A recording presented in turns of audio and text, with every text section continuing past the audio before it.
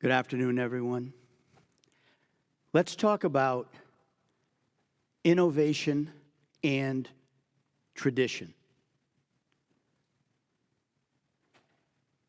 The technological and the spiritual, the modern and the timeless, the now and the forever, the new things we carry and the old things that carry us. Now, we live in a time of unprecedented accumulation. Not just the accumulation of physical things, but the accumulation of emotional weight. The enormous weight that we carry from data-driven devices. We have smartphones, and we can call anywhere, anyone, anytime in the world. That's pretty remarkable. But those smartphones also have email and messaging and Dropboxes and videos and social media platforms and alarms and alerts, and right now, on the spot and on-demand AI. That's truly remarkable. And we all carry it with us. But there's more. We carry smart watches. We carry AirPods. We carry rings. We carry data-driven sleep and heart monitoring rings. We carry all of this weight with us, and we do it to improve our lives, supposedly. We do it to improve our lives, supposedly. But what does that weight do? For example, in that weight, we have enormous baggage. We have the din of global news, which is almost all bad. We have constant expectation of 24/7 availability. There's no downtime. There's the weight of no downtime. There's the weight of no solitude. There's the weight of no peace. We carry all of that. Now, there are genres of stress that never even existed before. Certainly not when I grew up. Today we have digital overloads. We have AI algorithms. We have hacked passwords. We have photoshopped lives. And we have curated identities. I'm not the same person today that I used to be. And part of that is because of a curated identity. I have many, many Instagram and LinkedIn followers. I've given talks in dozens of states and many countries around the world. And many people have watched my TEDx talks. And that's great. That's great. But it also leads me to believe that I'm establishing a digital, forever and immutable footprint. And that's a weight that I have to carry. My curated self, my public-facing self, is very different than me. The me that I know is me. It's not that curated figure. It's not the me who goes home every night to a very small and very lonely apartment. 850 square feet of well-kept, very tidy loneliness. I have a place to stay. It's safe. But I really have no home.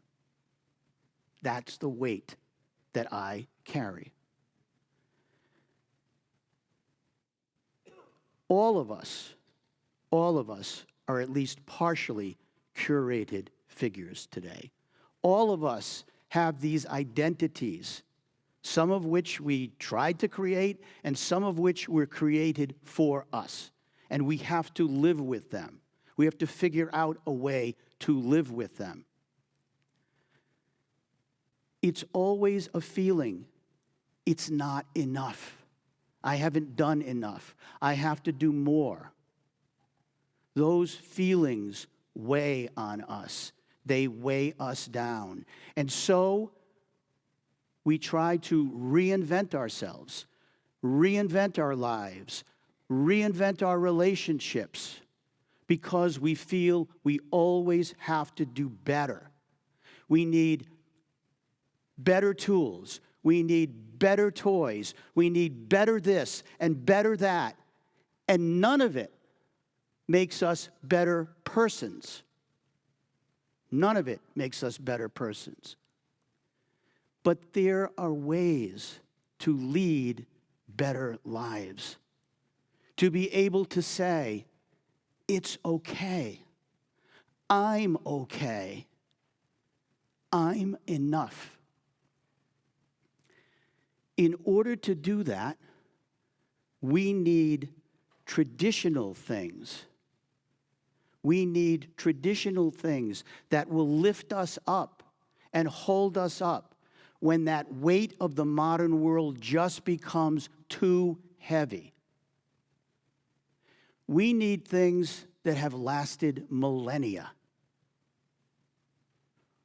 What are those things? I'll give you some examples. We have, all of us, built into us the survival instincts, the grit, and the tenacity, the genetic makeup of our ancestors. And that generational resilience has kept human beings alive, facing natural disasters, famines, disease, plagues, wars. It's a natural resilience, and it keeps us going forward. It doesn't allow us to quit or give up, ever. We have something else. We have our stories. We have our stories. There's stories of love and loss and heroism. And there's stories of tragedy. There's stories of hope, and there's stories of redemption. Those stories are real and timeless. They go from generation to generation. And those stories are just as important today as they were generations ago. In fact, they're absolutely needed. They're desperately needed today. Now, I love stories, and I'm really good at telling them. Not because I'm great at remembering facts, but it's great because I have a memory for something else. It's called emotional truth. And the emotional truth of a story is much more important than the factual accuracy or precision of a story. An emotional truth will live long after the facts are forgotten.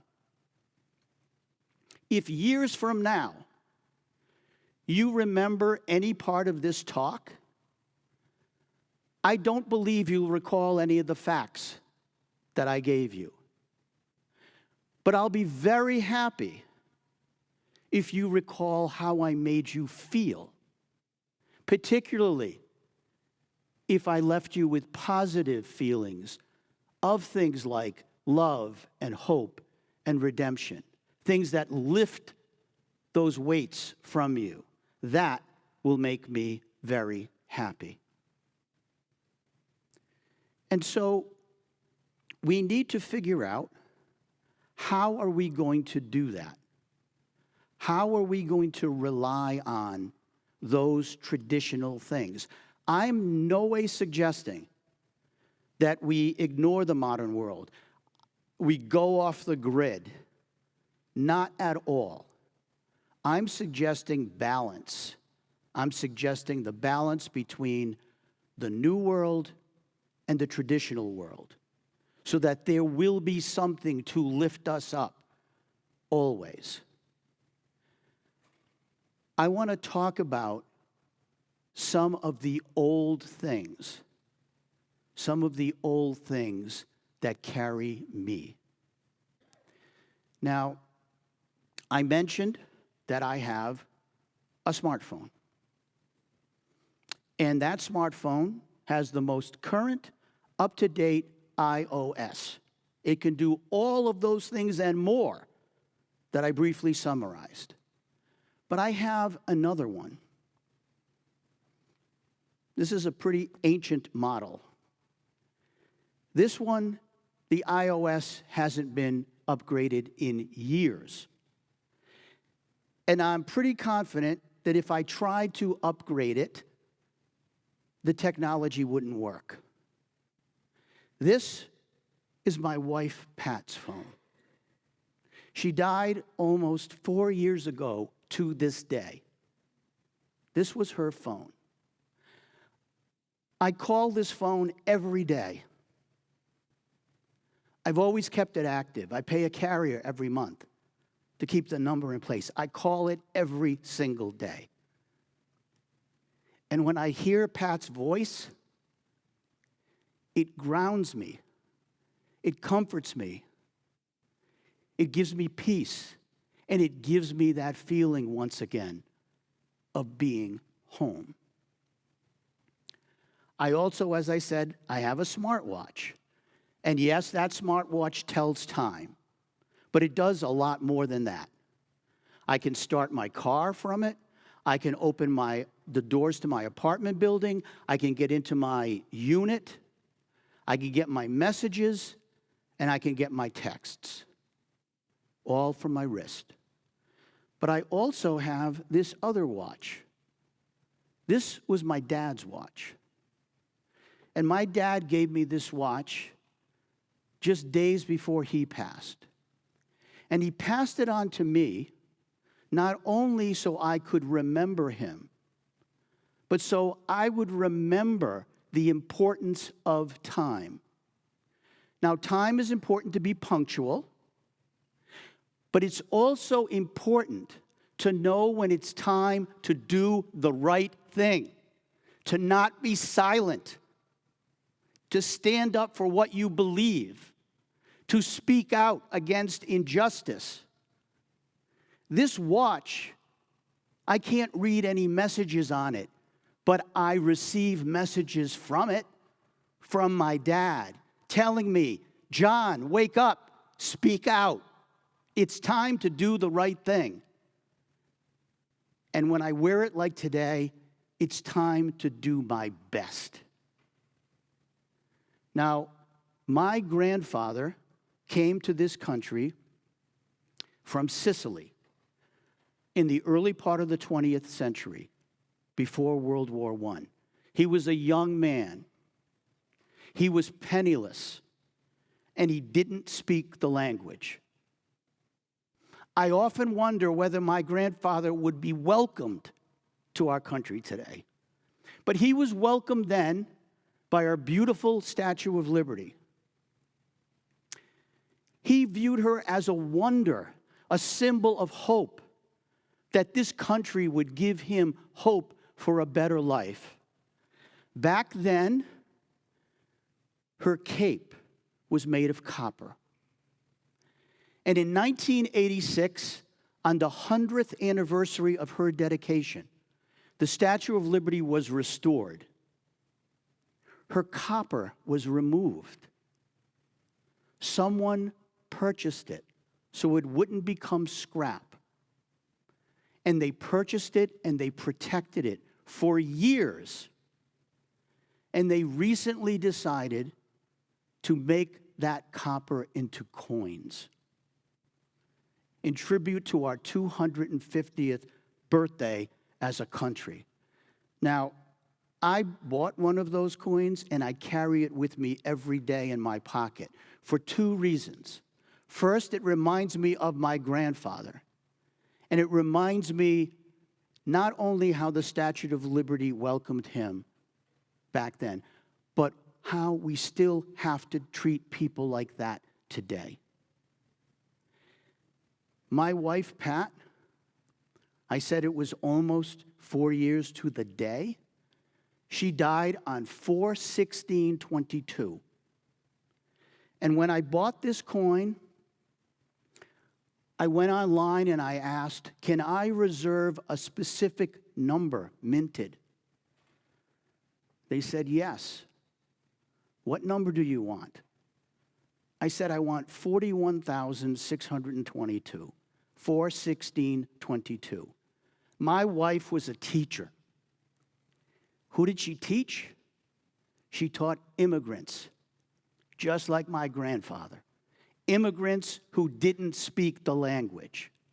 But just as the Statue of Liberty welcomed my grandfather and all immigrants to this country, my wife welcomed all immigrants to her classes. And I wear two rings. On my right hand, I wear a smart ring, a data-driven ring that collects information about my body, my sleep pattern, my heart rate variability, my physical readiness. It's entirely data-driven. And it's entirely personal.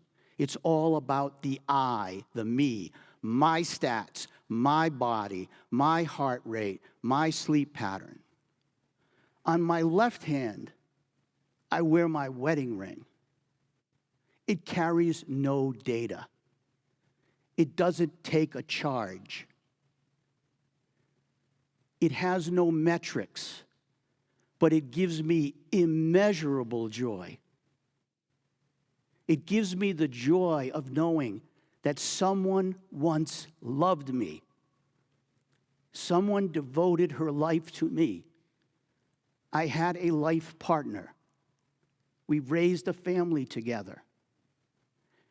And when I'm exhausted or lost or afraid, it's a tangible reminder that she is still with me. And when she was with me, I didn't have to navigate this challenging world all alone. Now, finally, regarding navigation, let me make this recommendation to you. Tonight, when you leave, instead of using your GPS to tell you where you want to go, try instead to look for and search for a star from the east, the same star that guided wise men 2,000 plus years ago on their journey. If you can't see it with your eyes, focus, look into your heart, and believe, and you will see its beauty and its majesty. That star will guide you to where you need to be. Thank you very much.